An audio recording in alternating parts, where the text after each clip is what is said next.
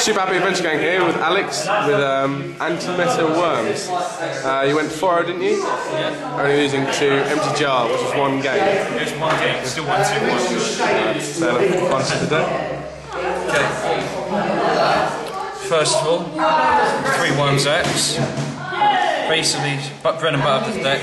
When they're normal summon, search your deck for any worm, put into the graveyard.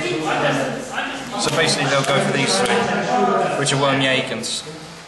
When you only have a monster on your side of the field's X, Yagan gets summoned and face down defense. And basically it's a choo-choo. When it's flipped face up, can bounce any monster back that's face up on the field back to its owner's hand. It's ridiculously broken. It completely rapes GBs. Usually forces out synchro size, it just bounces it back. It's a great answer to loads of different situations. Late game, Worm Tentacles. When your opponent's completely burnt out, Worm Tentacles basically remove 1 worm from the graveyard. Can attack in another time this turn. It's a great answer as well to Dandelion.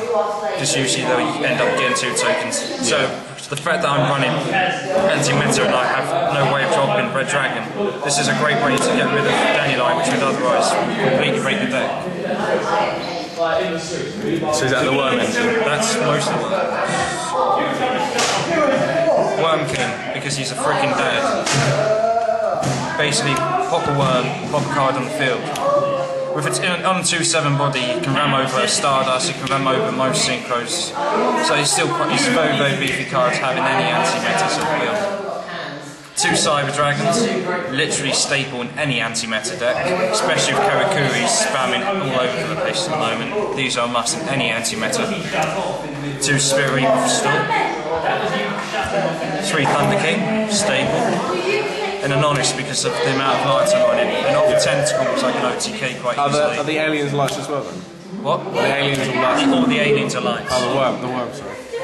Future Fusion gives me an options on 1-0 Cyber Twin, good deck thinning, and it sort of forces your opponent to use an MST, so it's a good way to lure them out. Book of Moon staple, Dark Hole staple, Trunade, Monster Reborn, Pot of Avarice. I was toying with this in Pot of Duality, but Duality ruined up my sex plays, so I thought Pot of Avarice was more consistent because of the ways I just tend up to dump cards in my graveyard quite quickly.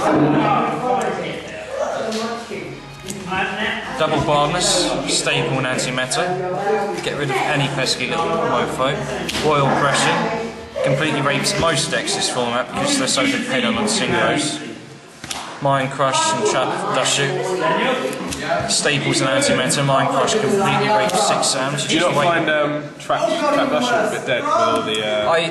Trap Dust Shoot sort it's a sort of double-edged sword. Against some matchups, it sort of completely rapes you. Against other anti-meta builds, gadgets, especially Karakuris, this is a wing condition. Against other decks, against X-Sabers, they tend to be a really, really dead card. But still, I think it's good to have Trap Dust Shoot in there because of the synergy of Mind Crush. Yeah, and it gives you a good skill on your opponent's hand. Miracle staple, Cool staple, TT staple. Offerings, possibly the most broken card in the deck. It's Reptile's Icarus attack. Pop a worm, pop 2 of their cards.